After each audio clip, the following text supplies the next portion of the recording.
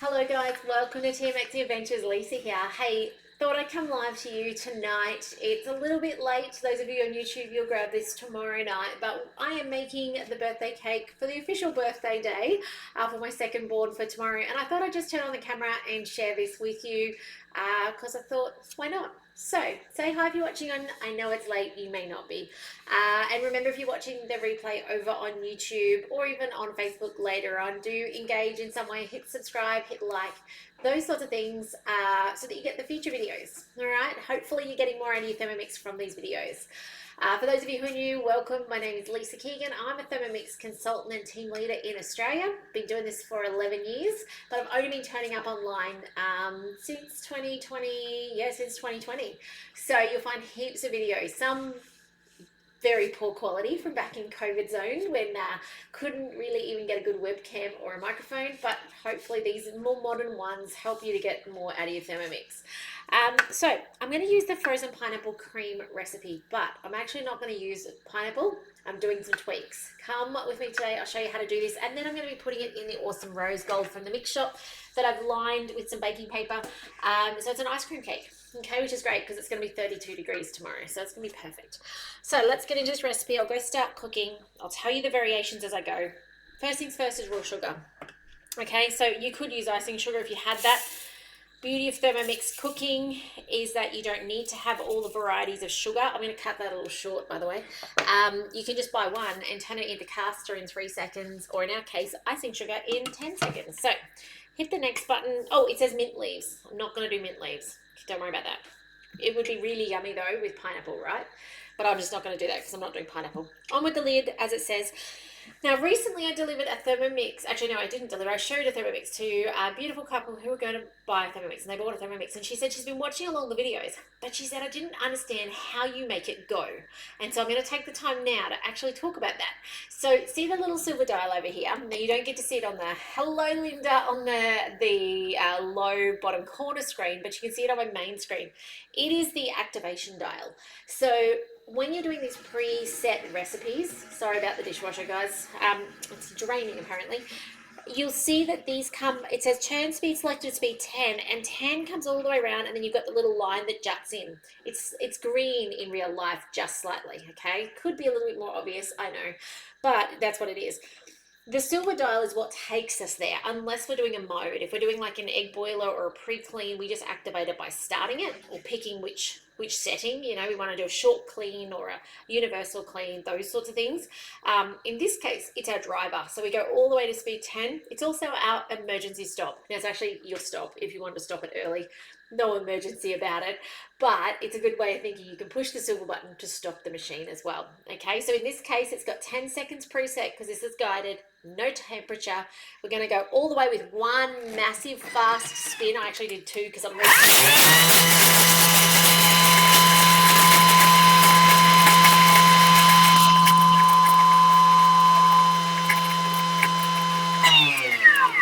not smoke, okay? If you're stressing that my Thermomix is on fire, it's not on fire, okay?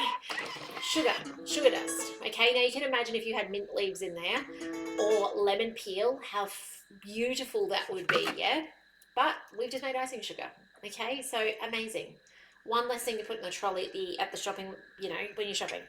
Scrape down the sides with a spatula. I'm terrible at that, and I'm going to skip that. I'm going to do it later.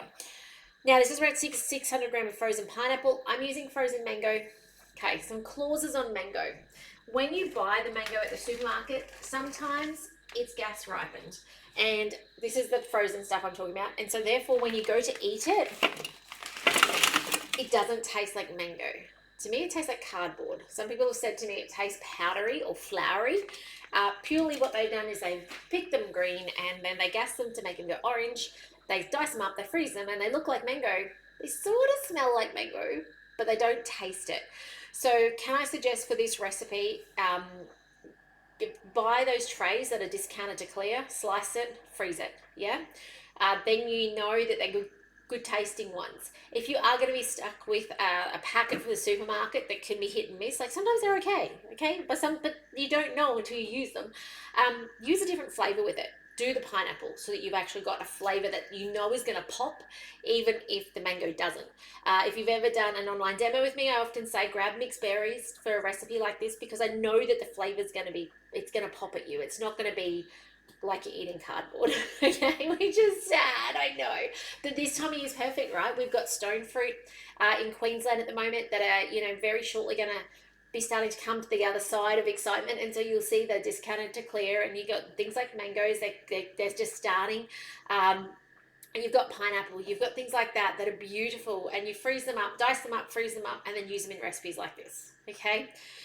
I've got 715, that's okay, I'm okay with that today. It's a little excessive, but I'm trying to feel the rose gold. I may have leftovers, which will be yummy for dessert.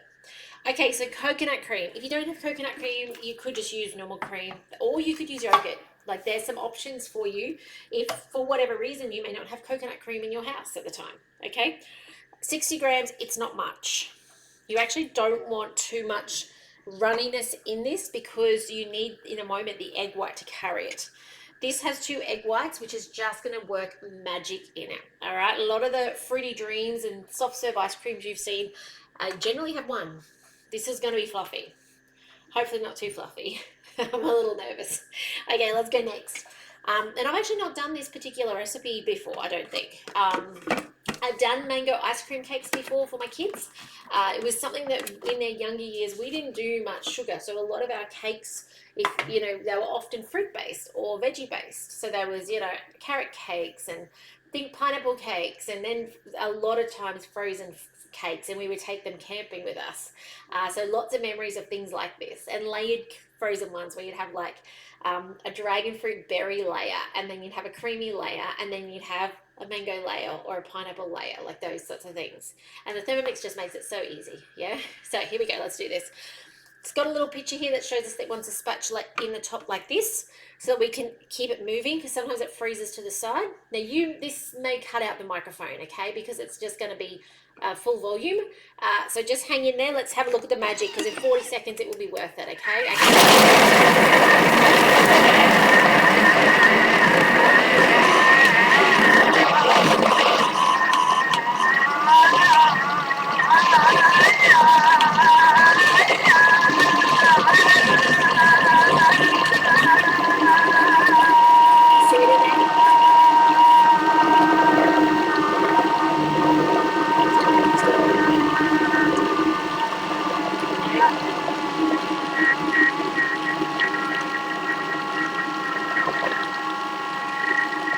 To show you, I don't know if you can hear me. Okay, the next step, oh actually, it might have one more blend. This is not done, so don't get blown away yet. Okay, this is just partial, this is not done. Okay, so we have blended our fruit to soft. Now, if you're using berries and stuff, you may find at this step that it's icy still, okay, a bit chunky, a bit icy. It needs to blend further, and that's okay, all right? But mine being mango, pineapple, generally really quite smooth. Mix well with a spatula.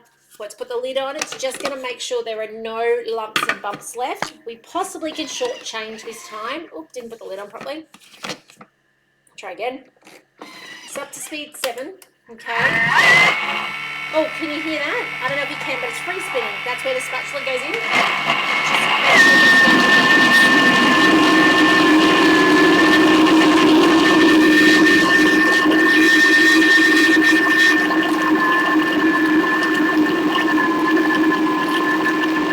We're not done yet. Now, I don't know if you could hear at the beginning. Sometimes the microphone cuts out. The first couple of seconds, it free spun, and that food was too far out to the sides for it to be connecting with the blades. Had to get the spatula in there, give it a jiggle, and it came good. Okay, if it didn't come good because you haven't got enough quantity in there, it's okay, stop. If it's blended, it's done, so it's fine, it's smooth. You just want it smooth by the time you add your butterfly. Now, if you're not sure how to add your butterfly, this is super cool. They give you a little video. How cool is that? We're going to go next. I know where the butterfly goes, and I'm going to tell you my tips, okay? When you're putting a butterfly in, you are looking for, especially when it's got food in it, one of 2 things. You're looking for a knuckle, or you're looking for the point. Now, the blades go up on one side, and on the opposing side, they go down, and it has a point on the far side. So all I'm going to do in my bowl is I'm reaching around in here with this. You can see that air pocket I've just released, and I want to hit the knuckle or a high point. Now I can feel it, it's there. So I'm going to go behind it until it goes down and it sits nice and low. It's just sitting lower than the lid and I'm actually done. Okay, that's how you do it. So I look for the knuckle or I look for the little tip on the side. One of those I will find. Okay, now we're doing 40 seconds, speed 4. All right, this is when the magic's going to happen, okay? So it's literally going to be done at this step. I don't know if it's long enough. I might mix it longer. Let's see what it comes out like. This is beautiful, okay? I'll just give it a second to show you what it comes out. If it's not fluffy enough, I'll just take a bit longer because I'm wanting this to aerate up, okay? I have some macadamias I'm going to be adding to the bowl, and I have a bit of coconut cream I'm going to drizzle and make it as part of it as well. Okay, so it's like a whiz bar. Remember the old whiz bars? That's kind of the flavour I'm going for. I can't wait to show you. Oh my goodness, it looks so good. Okay, I want to whip it a little more though. Okay, just, I'll tell you why. But look at that. Does that not look beautiful? That little rose on the top, that little flower tells us that it's pretty well done. I would like to try and see if I get a bit more aeration in it though. I'll give it a go. Let's do it. Normally I would do it for 1 minute on speed 4. We never go faster than speed 4 without butterfly, okay? Actually, any accessory on our TM, whether it's 31, TM5 or TM6, we never go over speed 4. 4 is our max. So I'm just watching the timer count up. We did, I think, 20 seconds before, so I'm going to let it go to 40 seconds. See if this gets a bit more aeration to it. If it doesn't, that's okay, but I want to see if I can do it, all right? The lighter, the fluffier, the nicer it is.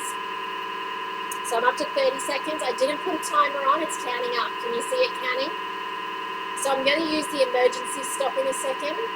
Okay. About now. Okay. Now, just a little note. It's gone up, right? You might be like, how do I get rid of that? You don't have to scroll it off. You simply swipe it off. And now it's going to go back to, oh no, I'm in a recipe. It's not going back to 0. If you're out of a recipe and you've let it count up, it won't go out because I'm in a recipe. And you'll just go next instead. If you're freestyling it using your three dials, you just swipe it off. It goes back to 0. Okay. Remove the butterfly whisk and eat it. So in my case today, it went a little fluffy. It didn't go a huge amount fluffy. That's okay. In my case today, it's going to go into this at the back. All right. So let me just show you what this looks like though. It's just beautiful. You can see the air pocket just went out of it. That's okay. Now I want to get some, as I said, macadamias into it. Hello, Diane. Lovely to see you on. Just for some crunch. I'm not putting all these in, but I'm going to put 3/4. I'll put the rest on the top if I can do it without spilling it. Oh no. Or without putting a lot in. You know what I'll do? That's okay. We can do this. Just use the fingers. I just want a little few to sprinkle on the top at the end. So that's all. Oh. It's yummy. If you like mango, you're going to be blown away, okay? All right. So, I should have probably taken the butterfly out before I did that. But anyway, I will show you how to clean off the butterfly. So I'm just stirring them through with the spatula. I don't want them to get chopped up with the blades. Sit this on top. Now, I have not greased this. I have greased the rose gold. This is a 20 centimeter, purely to make the paper stick. Okay, I didn't have glad wrap. I didn't have elf oil. Had to use baking paper. I would have preferenced the other two, to be honest. Little tip though, rose gold trays, your base can go in one of 2 ways. Now the natural way sits it so the base is flat, but you end up with little ridges on the side. If those of you who've used rose gold trays, and actually more so springform trays, you know this. If you want to get rid of that little ridge on the bottom, spin your base upside down. It's a little tricky to insert. It's a 2-person job. I had to get my kids to do it the other day for the beautiful chocolate cake we made for the birthday party. Tonight I had to get hubby to help me, but it means you get square edges rather than having that little step in it. So just a little thing you can add to your, tip list is when you're using your spring form, put your base in upside down, okay? So without too much further ado, just putting this in now, and then I'll show you how to get the leftovers off your butterfly, or you can just lick it, but let's be a bit civilized and I'll show you how to clean it off. So I'm just scraping as much of this as I can out. And as I said, I could have removed it, but I'm going to spin it off too. So I want to show you that. Remembering, when I say spin it off, remembering our top speed for our butterfly is never over speed 4. We do not want to chop up the butterfly. You can buy replacements, but they're really nice to not have to, right? Okay, I'm just going to show you how to get the rest off. So this is going to go in the freezer in a second once I get the rest out. Where's my lid gone? So see how it's got lots around the butterfly still? So this tells you how to finish it. I'm just going to go up to speed 4. Couple of seconds. You could hear a macadamia shoot out to the sides. And that's it. That's how we clean it up. So if you made risotto, I don't use my butterfly for risotto, but maybe you do. That's how you get it clean. See, look. And there's a little bit there for tasting, but not much. Not much at all, okay? So, let's scrape the rest of it in. I'm going to show you, I'll put it back up on top. You just don't want to leave this to melt, okay? So, putting this on top.